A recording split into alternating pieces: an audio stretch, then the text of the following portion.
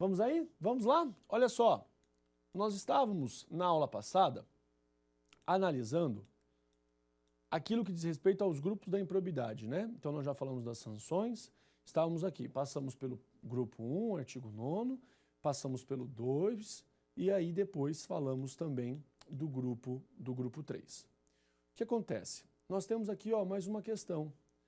Presidente de autarquia estadual que deixar de prestar as contas anuais devidas responderá, desde que comprovada a sua má-fé e a existência de dano ao erário, pelo cometimento de ato de improbidade atentatório aos princípios da administração pública? Nada a ver. Essa história aí, que se ele deixar de prestar as contas anuais devidas, responderá, desde que, olha ali, comprovada a sua má-fé e a existência de dano ao erário, vai então atentar contra os princípios da administração? Não, inverter o 10 com 11, nada a ver, errado. Próxima.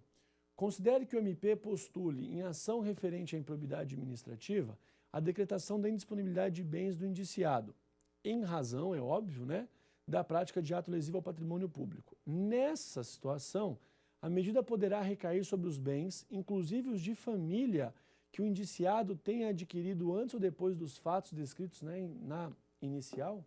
Olha que interessante. O sujeito praticou um ato de improbidade administrativa, teve lesão ao patrimônio público, e daí o que houve? O Ministério Público pediu, né, requereu a indisponibilidade dos bens. Pergunto para você, nesse caso, o patrimônio que ele adquiriu antes pode sofrer essa indisponibilidade? Pode. Inclusive, olha ali, inclusive bens de família? Sim. Essa é a posição do STJ, inclusive bens de família. Tá joia? Então vamos aqui para frente. Questão TRT sexta região. Vamos resolver, que daí eu quero falar para você um pouquinho dos grupos do 9º, 10 e 11, e eu quero trabalhar com alguns casos concretos. De acordo com a Lei 8.429 de 92, que dispõe sobre as condutas passíveis de caracterização como ato de improbidade administrativa, olha lá, os atos de improbidade são sempre comissivos. Sempre, não pode ter omissão? Sendo as condutas omissivas que ensejam prejuízo à administração capituladas como falta administrativa. Que absurdo, mentira. Caracterizam atos de improbidade apenas aqueles praticados contra as entidades da administração direta, autárquica e fundacional, e as entidades da administração indireta, para cuja criação o custeio o erário concorra com mais de 50%. Menos de 50%, não. Joga fora o artigo 1º, parágrafo único. Nada a ver. São sujeitos ativos, além dos agentes públicos, qualquer pessoa que induza ou concorra para a prática do ato ou dele se beneficie, sob qualquer forma, direta ou indireta. Artigo 3º. Caracterizam ato de improbidade aqueles que ensejem, cumulativamente, dano ao erário, enriquecimento ilícito e violação aos princípios da administração pública. Tem que ser tudo junto? Não. Os atos de improbidade pressupõem a conduta dolosa do agente, não sendo admitida em nenhuma hipótese modalidade culposa. Claro que pode. Artigo 10, já vimos. Então aqui, letra C é o artigo 3º. Antes de nós começarmos então o procedimento, eu quero trabalhar com você algumas condutas do 9º, do 10 e do 11. Vamos lá. Primeiramente, a do artigo 9º, e a do artigo 10 são hipotéticas. A do 11 é verídica, tá? A do 11 é verídica. No artigo 9º, eu sou caixa da administração, o Eduardo hoje, o nosso câmera, veio pagar a conta, pagar uma guia, e eu dei um troco para ele errado.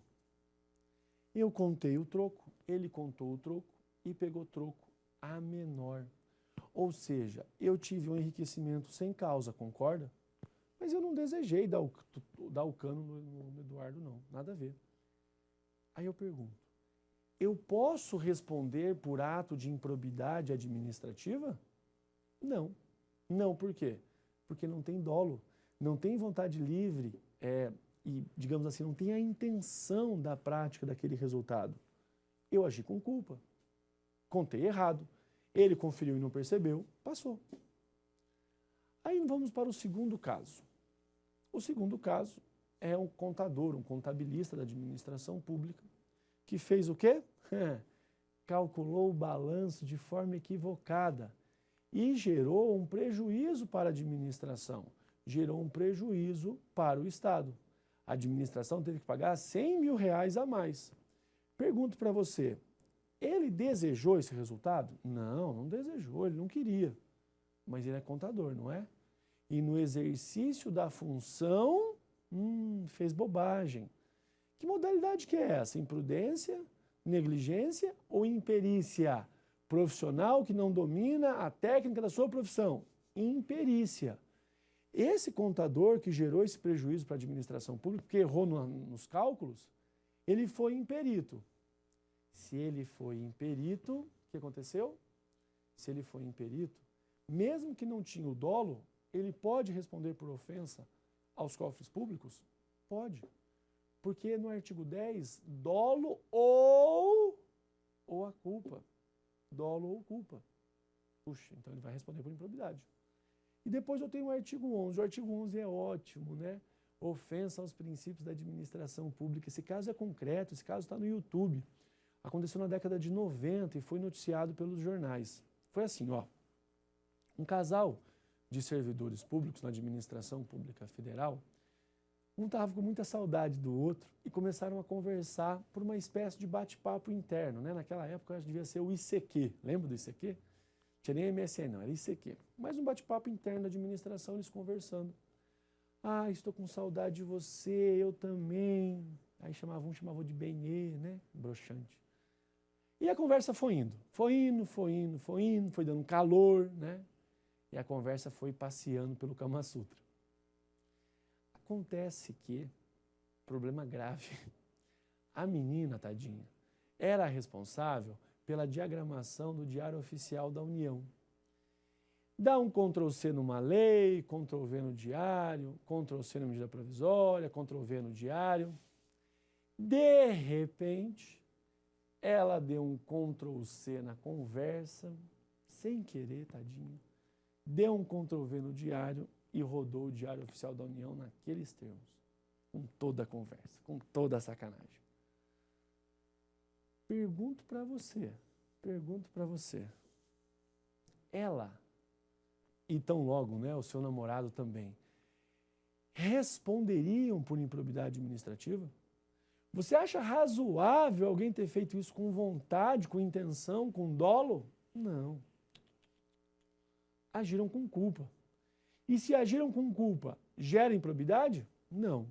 Mas nada impede um processo administrativo para julgar a conduta, né, o desvio dentro da administração pública. Mas improbidade não. E logo depois que saiu a notícia, eles pediram exoneração, né? Picaram a mula da administração pública. Era o mínimo que podiam fazer, né? Era o mínimo que podiam fazer. Entendeu? Agora nós vamos falar do procedimento. Vamos falar do artigo 17.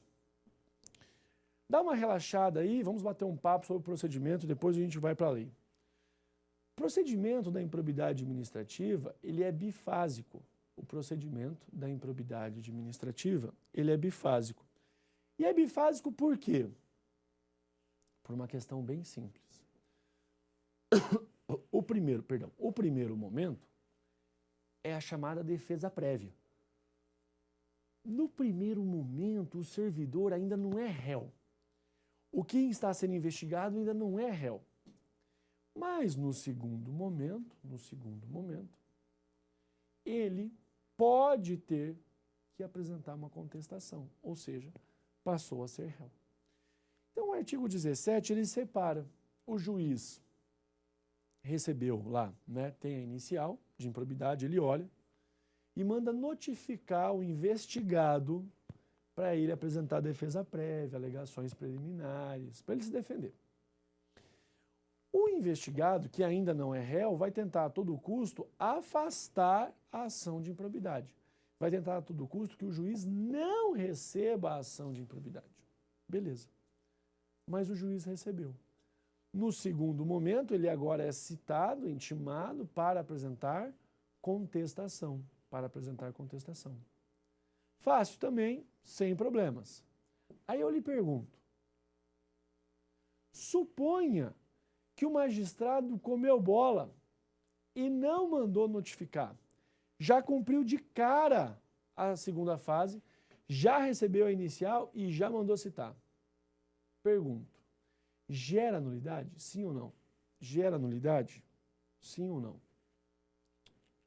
Automática não. Automática não. Qual é a posição do STJ? Qual é a posição do STF? É fácil.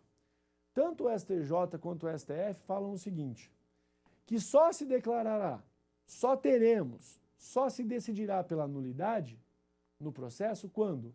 Quando existir um prejuízo comprovado, quando existir um prejuízo real, quando existir um prejuízo material, comprovado. A simples alegação em que não causa nenhum tipo de prejuízo, não enseja nulidade. Pega lá o artigo 17, por gentileza.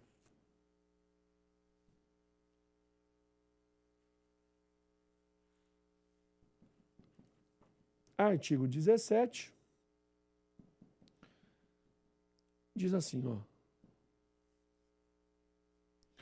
A ação principal que terá o rito ordinário será proposta pelo Ministério Público ou pela pessoa jurídica interessada dentro de 30 dias da efetivação da medida cautelar. Aí você desce lá no parágrafo 7º. Estando a inicial em devida forma, o juiz mandará autuá-la e ordenará a notificação do requerido. Tá vendo? Vai pedir explicações para o réu, que não é réu ainda, é investigado. Para oferecer manifestação por escrito, que poderá ser instruída com documentos e justificações dentro do prazo de 15 dias, beleza? Aí vamos supor que o juiz recebeu a inicial. Olha o 8º.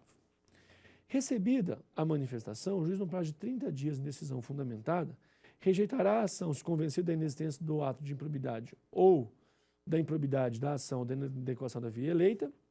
Olha o 9º. Recebida a petição inicial, será o réu citado para apresentar contestação. E depois, no artigo 10, da decisão que recebeu a petição inicial, cabe agravo de instrumento. Tá vendo? Esse é o universo da improbidade. Universo esse em que eu tenho um procedimento bifásico.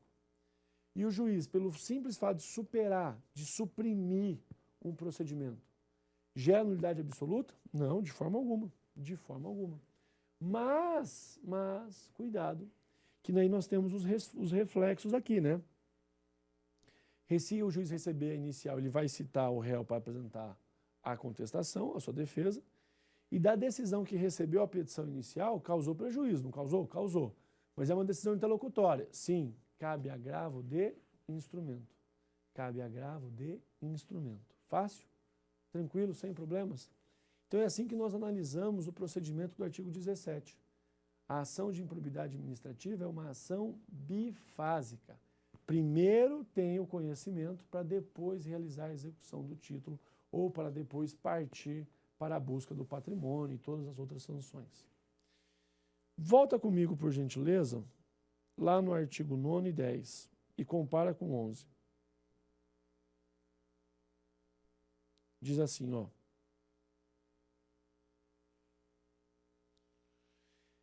Constituir ato de improbidade administrativa é receber para si ou para outro em dinheiro, e vem falando lá várias condutas. Depois, se você for no 10, todas as condutas vão estar ofendendo os cofres públicos, não está entrando dinheiro para o Estado. E no 11 tem a violação aos princípios. Eu sugiro a você para a prova que memorize o 11. O 11 é o mais cobrado, mas assim, disparado. Memorize o 11, toma cuidado com ele, tá bom? Toma cuidado com ele. Então, já trabalhamos também aqui, ó, recebida a petição inicial, depois fala do agravo de instrumento. Nós vamos para a efetiva ocorrência do dano e o julgamento das contas. Só que esse ponto na nossa próxima aula. A gente se vê até lá. Um grande abraço.